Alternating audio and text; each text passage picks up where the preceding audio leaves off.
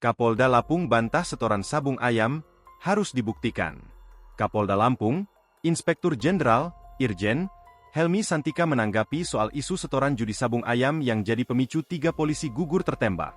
Seperti diketahui, penembakan itu terjadi pada Senin, 17 Maret 2025, sore saat polisi melakukan penggerebekan judi sabung ayam.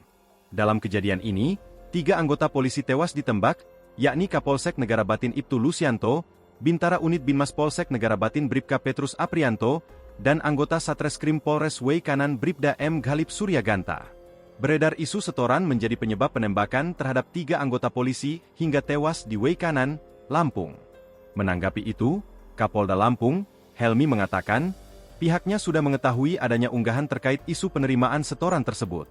Saya tahu soal isu setoran itu, katanya saat diwawancarai, Jumat, 21 Maret 2025, malam. Menurutnya, isu tersebut mencuat setelah ada unggahan di media sosial yang berkembang menjadi narasi yang menjadi konsumsi publik.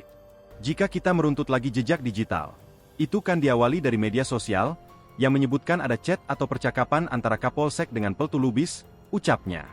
Helmi mengatakan, informasi itu harus dibuktikan, baik itu data maupun fakta yang valid.